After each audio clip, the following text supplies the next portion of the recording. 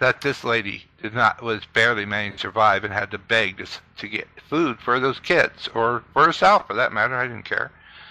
So I gave her the money, which absolutely freaked my parents out. They could not understand what I'd give to a beggar. But being a very small child without all the brainwashing and conditioning, I could see the pain and suffering this lady had been through. And the first impulse of most people as children, when they see the actual results of pain and hardship, is to want to help. If people could recapture that through the process of looking at their own minds and cleaning out all of the subconscious crap, the world would everybody be taken care of. The conceptuality is as much a problem as or any subculture. Conceptuality, we can be too conceptual. Science can be too conceptual. It's a problem we're going to have to work out as time goes on. I got an idea about homelessness. You know what they ought to do? Change the name of it. Change the name of it. It's not homelessness. It's houselessness. It's houses these people need. A home is an abstract idea. A home is a setting. It's a state of mind. These people need houses. Physical, tangible structures. They need low-cost housing. But where are you going to put it? Well, that's fine, but where are you going to put it? Where are you going to put it? Nobody wants you to build low-cost housing near their house. People don't want it near them. We got something in this country, you've heard of it, it's called NIMBY. N-I-M-B-Y. Not in my backyard. People don't want anything, any kind of social help located anywhere near them.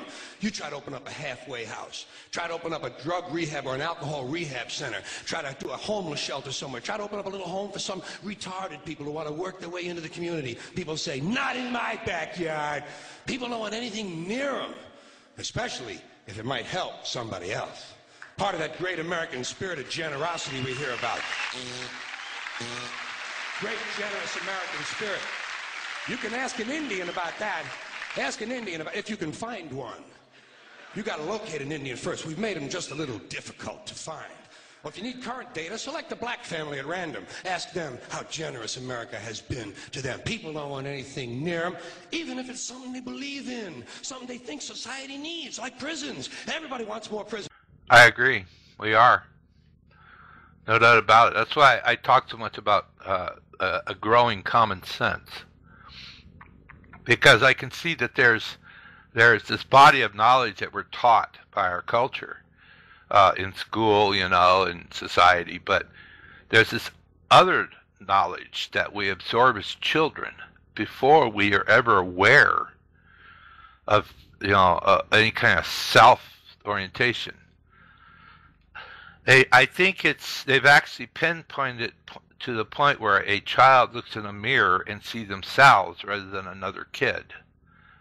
And before that time, they absorb all information without any kind of analysis whatsoever. And that information becomes what's considered common sense, because we all pretty much have that same information. What a smooth surface feels like. What pain feels like. All these most basic bits of information that flows into your brain first as a baby. And that information, however, is growing constantly. An average person now knows more about the universe than all previous generations put together. May not have thought about it, but they know it back in their head somewhere. And that produces this collective common sense. And I think that collective common sense is what's making people wake up now, because they feel something is wrong, and that feeling comes from this basic common sense. So, a rich little man with white hair died. What has that got to do with the price of rice, right? And why is that woe to us?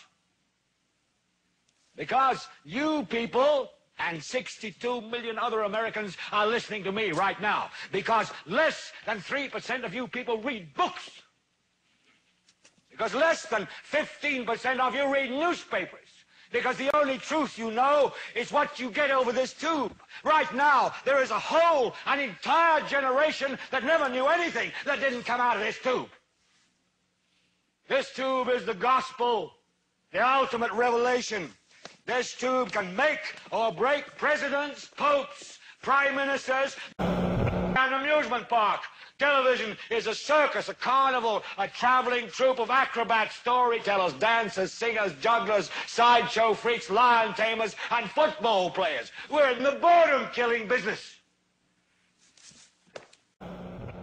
We deal in illusions, man. None of it is true. But you people sit there day after day, night after night, all ages, colors, creeds. We're all you know. You're beginning to believe the illusions we're spinning here. You're beginning to think that the tube is reality and that your own lives are unreal. You do whatever the tube tells you. You dress like the tube. You eat like the tube. You raise your children like the tube. You even think like the tube. This is mass madness, you maniacs. In God's name, you people are the real thing. We are the illusion. I agree very much. Most people are organic robots. They don't know it. I have met a lot of people who were intelligent back in there. They were aware.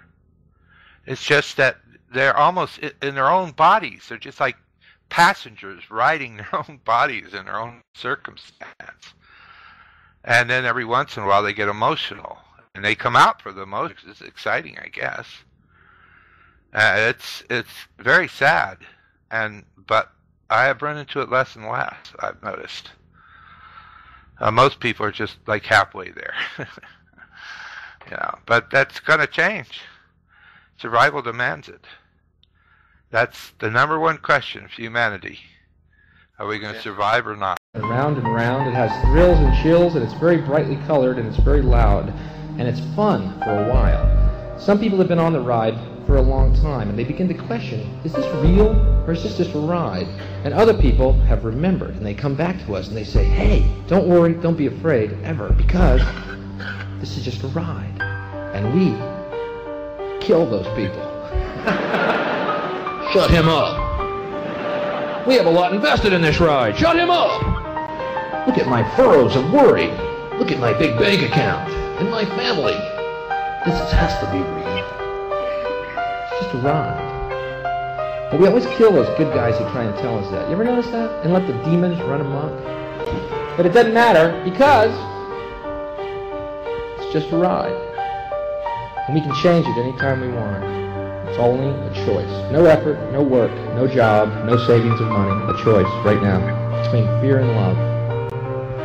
The eyes of fear, once you put bigger locks on your door, buy guns, close yourself off. The eyes of love, instead, see all of us as one. Here's what we can do to change the world right now to a better ride. Take all that money we spend on weapons and defense each year and instead spend it feeding, clothing, and educating the poor of the world, which it would many times over, not one human being excluded, and we can explore space together, both inner and outer. And when your brain wants more information, it produces a certain mental feeling, and we call it boredom. And we avoid it by going out and doing often very things, just for the produce a little adrenaline or something. But he said boredom is a signal. You need to go learn something. Put your attention out on something, something worthwhile. And when I heard that, I have ever since. I haven't really been bored since. There's always something you can do. Not everything is relevant. Relevant is the biggest question of all. Is what you do relevant? Moment to moment. And I have to say, the last few years, this is the only thing I've been able to find is that are really relevant. Because it's on the biggest scale of things. Small scale stuff doesn't seem so relevant to me anymore. There are no peoples. There are no Russians. There are no Arabs. There are no third worlds. There is no West. There is only one holistic system of systems. One vast and immane, interwoven, interacting, multivariate, multinational dominion of dollars. Petrodollars, electrodollars, multi-dollars, Reichmarks, rims, rubles, pounds, and shekels. It is the international system of currency which determines the totality of life on this planet. That is the natural order of things today. That is the atomic and subatomic and galactic structure of things today. And you have meddled with the primal forces of nature. And you will atone. Am I getting through to you, Mr. Beale? You get up on your little 21-inch screen and howl about America and democracy. There is no America. There is no democracy. There is only IBM and ITT and AT&T and DuPont, Dow, Union Carbide, and Exxon. Those are the nations of the world today. City or any kind of demonstration effort or getting people to put their money into a fund is not going to make that kind of change. So that's why we're out there trying to tell people this stuff. And I think it's very admirable that you're trying to help them. But remember one thing. You don't have to push. Everyone here seems so impatient. Oh, something's got to happen. Something's got to happen. But you're trying to move a world. It's not going to happen quick. Inertia alone is enough to make it almost impossible to do it by yourself. Or with everybody you know is not enough. You have to have a lot of people on board, and I mean actively on board, for anything real to happen. Transition has started, but the transition is the whole organism. You know, the whole organism has to transition. And we're like a few cells in that giant organism. But it won't happen that fast in human terms. Every civilization that passed that historically said, oh, this like in Central and South America, where there were civilizations that, according to archaeological records, boom, they were all gone. But they weren't all gone in their own time. It might have been a generation or two before those cities emptied out. People hung on, tried to keep it going. So it will happen instantly in historic time, very fast in geological time, but in human time, it's going to take a few years. You're sure? I mean, the Second World War, which changed. We won't be able to do it. Yeah, World War is just an example. There are a lot of lesser things that we're heading for. Environmental destruction is continuing to accelerate, and that could reach a breaking point. We're on a big. If you want a little excitement, just think about it a few minutes, because we're riding a very fast train through a very, very deep cliff. We're like a bunch of people riding on a bus, and some of us, everybody's looking inward, talking, just socializing, having a great time, or beating each other up or whatever. But they're all inwardly focused on the inside of the bus, and some of us have looked out of the bus, and we can see that the bus is driving towards a cliff, and the driver is brain dead. He's just sitting there holding it straight, and we got to do something. But the thing is, if we try to take the bus driver off and drive ourselves, all those people in the back are suddenly going to prevent us, because the driver is the authority. They've got the mindset the driver's got to be left alone. So what we got to do is persuade all those people, hey, as quickly as possible, that, hey, we're heading towards a cliff. Point it to them, and someone will look out the window and go, no, that's not real out there. You know? So we have a lot we're really kind of an exciting place. So, and we will see what happens, you know. I don't know if we're going to make it, actually. Because if it gets too bad, we're not going to be able to really change it. It'll have inertia of its own. People out there are waking up. That's what a paradigm shift appears to be.